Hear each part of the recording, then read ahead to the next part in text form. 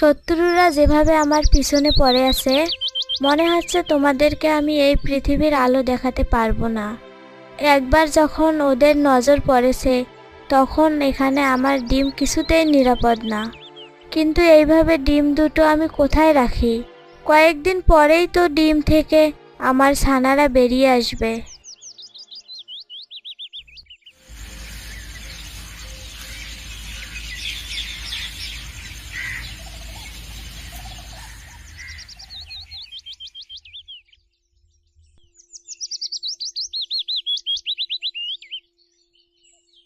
জঙ্গলের যে প্রান্তেই ওদেরকে রাখবো, সেখানেই টের পেয়ে যাবে।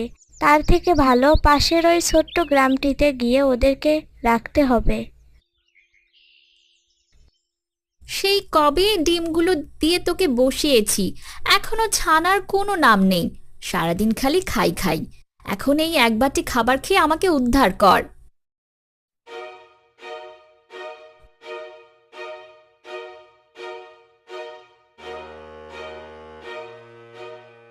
এদের বাড়ি এসে আমি তো মহা বিপদে।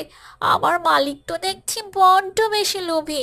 খাবার দেবে অল্প আর ডিম চাইবে বেশি। এখন ডিম নিয়ে তা দিতে বসতে না বসতেই ছানা চায়। মুরগির সাথে আমার ডিমগুলো নিরাপদে থাক। তারপর বিপদ কেটে গেলে সুযোগ বুঝে ওদেরকে সময় মতো নিয়ে যাব। আর এখানে আবার বেশি সময় থাকা যাবে না। যদি ওরা কোনোভাবে টের পেয়ে যায়, তাহলে এখানেও ডিম নিতে চলে আসবে।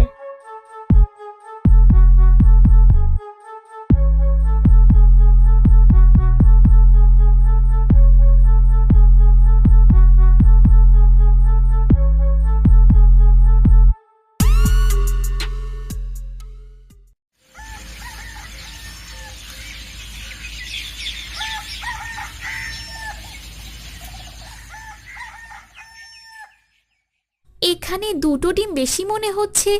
তাহলে তো ভালোই হলো, দুটো বাচ্চা বেশি পাওয়া যাবে।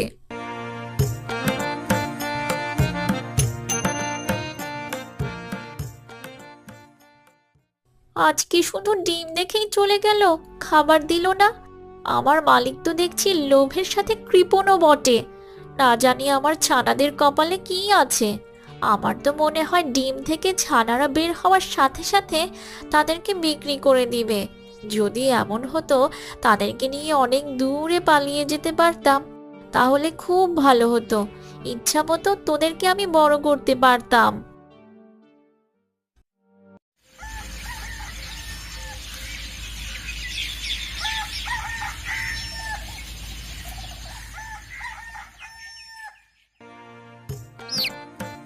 কয়েকদিন পর একে একে ডিমগুলো ফেটে ছানা বের হতে থাকে।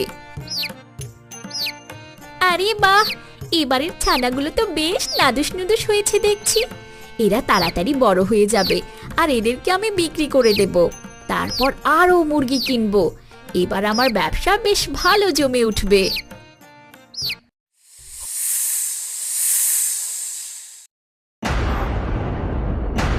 ওরে বাবা, এ কি কাণ্ড!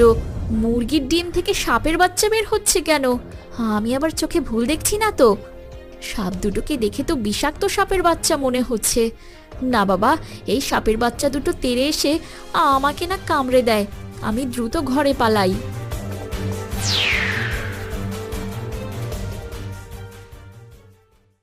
সত্যিই তো, আমার ডিম থেকে এমন সাপের বাচ্চা কিভাবে বের হলো? তবে কি এই সাপের বাচ্চা আমার ছানাগুলোকে খেয়ে ফেলবে? না, এটা কিভাবে সম্ভব? সাপের ডিম আমার কাছে কিভাবে আসবে? মা, বাবা, তোমরা কোথায়? আমরা এ কার কাছে এলাম? এরা তো আমাদের মতো নয়।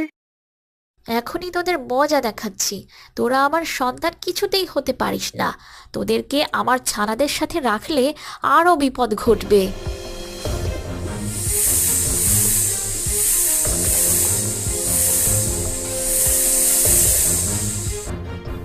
উফ মা, এভাবে আমাদের মেরো না। আমাদের খুব কষ্ট হচ্ছে। তুমি আমাদের মা হয়ে কিভাবে আমাদের মারতে পারো? কে তোদের মা? আমাকে দেখ আর তোদেরকে দেখ। কোন দিক দিয়ে আমি তোদের মতো দেখতে, যে তোরা আমাকে মা বলছিস? এখনই এখান থেকে পালিয়ে যা, নইলে আমার ঠোঁটের আঘাতেই তোদেরকে মেরে ফেলবো। আমরা পৃথিবীর আলো দেখেই তোমাকে দেখেছি, এখন আমরা কোথায় যাব? এভাবে আমাদের তাড়িয়ে দিও না মা, আর তুমি আমাদেরই মা। একবার বললাম না আমি তোদের মা নই? কিছু তো একটা ভুল হয়েছে, তাই তোরা এখানে চলে এসেছিস। আর তোদেরকে আমি কেন রাখবো?